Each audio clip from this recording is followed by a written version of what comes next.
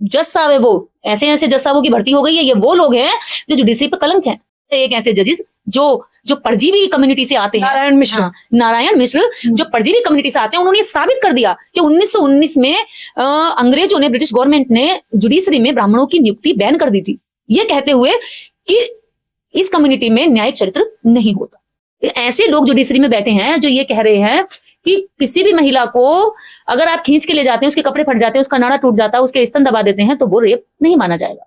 एक नाबालिग बच्ची के साथ हुआ प्रकरण था, जो कासगंज की एक माँ अपनी बेटी के लिए न्याय मांगने जब कोर्ट पहुंची, तो न्यायालय ने यह बयान देकर के मामले को खारिज कर दिया। निर्दोष लोगों को जेल में नहीं डाल सकते, उन पर रेप जैसे गंभीर आरोप नहीं लगा सकते।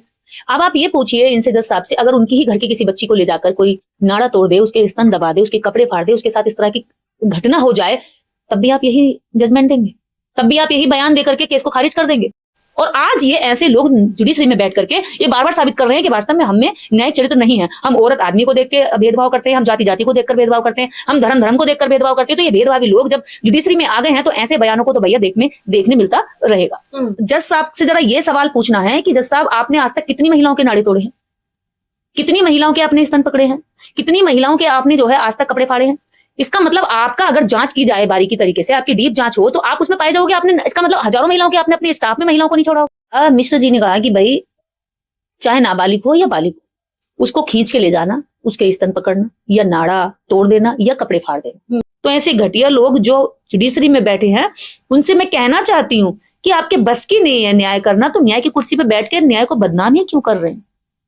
नमस्कार, मैं ज्योति यादव और आप देख रहे हैं हिंद समाचार। इलाहाबाद हाई कोर्ट ने एक फैसला सुनाया था, जिसकी खबर मैंने आपको बताई थी कि लड़कियों के स्तन पकड़ना, नाड़ा खींचना या पुलिया के नीचे खींचना रेप या रेप के प्रयास में नहीं आता। अब इस पूरा मामला एक बार फिर से सुर्खियों में बना है। वजह है, सुप्रीम कोर्ट ने कहा है कि ऐसे मामलों को लेकर कोर्ट को सख्त होना चाहिए। लेकिन अब उस एक मामले पर जरा चर्चा कर लेते हैं। कानून की जानकार है निर्देश, कैसे देख रही हैं जो इलाहाबाद हाई कोर्ट ने कहा एक बार फिर से सुर्खियों में है?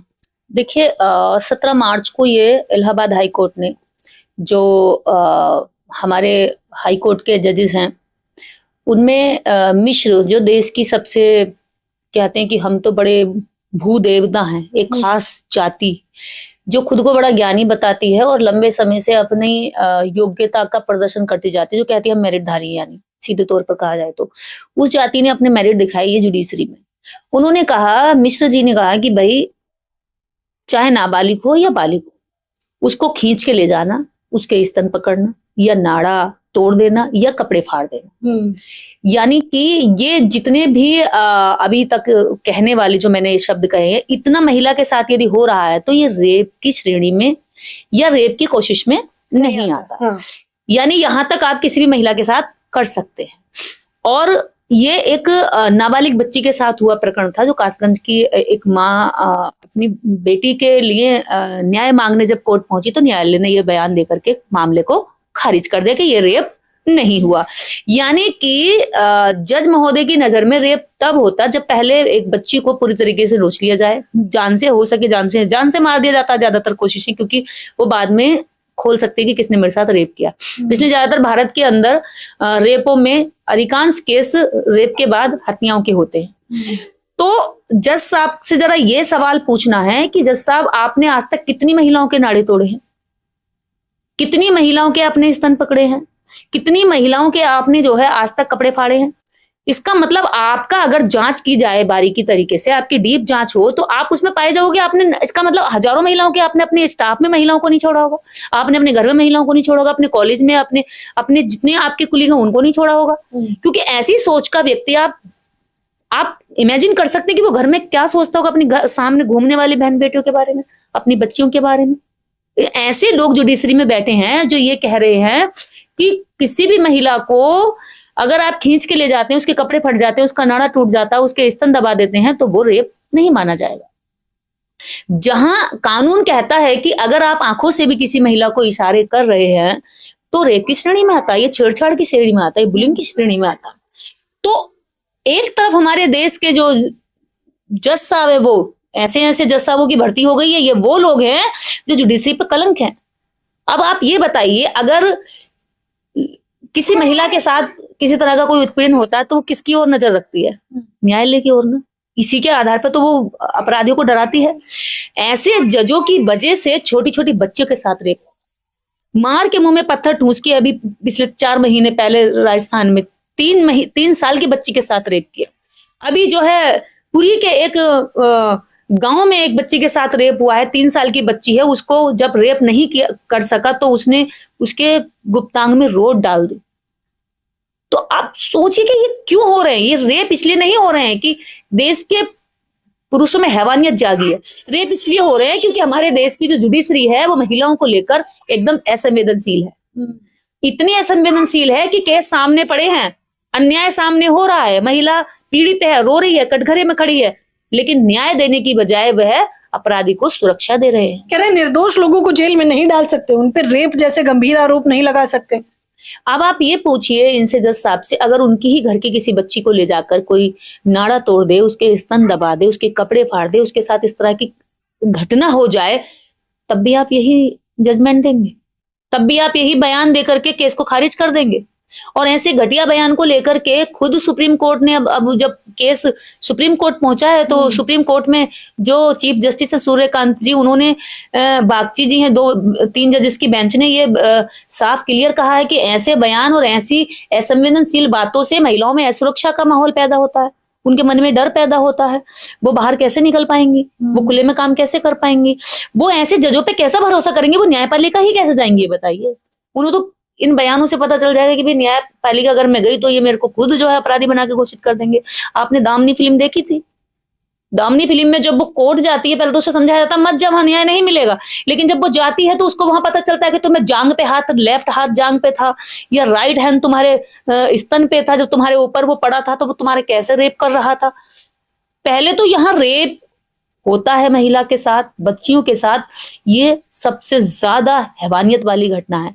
उसके बाद जब वो न्याय लेने जाती है तो तारीख पर तारीख जो पड़ती है, हर तारीख पर उस महिला के साथ रेप होता है, वो उसके लिए ज्यादा दर्दनाक है।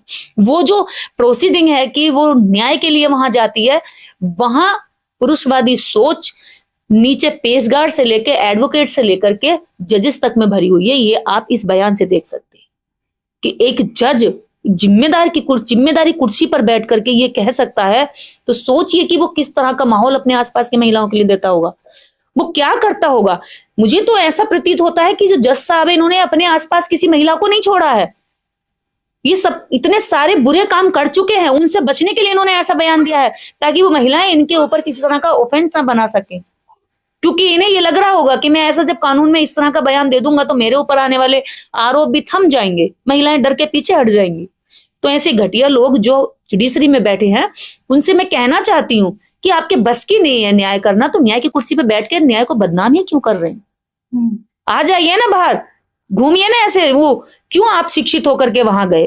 क्यों आपने इतनी जिम्मेदार कुर्सी को खराब किया? क्यों उस कुर्सी की गरिमा को बदनाम कर रहे हैं आप? विश्व के लोग भी जब देखते होंगे, सोचते होंगे ऐसे बयानों पर, तो वो भी हंसते होंगे। विदेशी तक यहाँ महिलाएं आई हैं, उनके साथ रेप हुए हैं। कितनी कंट्रियों ने तो भारत में महिलाओं को जर्नलिज्म पर रोक लगा दी है, घूमने पर, टूरिज्म पर उन्होंने रोक लगा दी है और कह दिया है कि यहाँ के वीजे महिलाओं तक को नहीं मिल रहे हैं भारत के, और दे रहे हैं तो एक सुरक्षा की स्पेशल गाइडलाइन दे रहे हैं।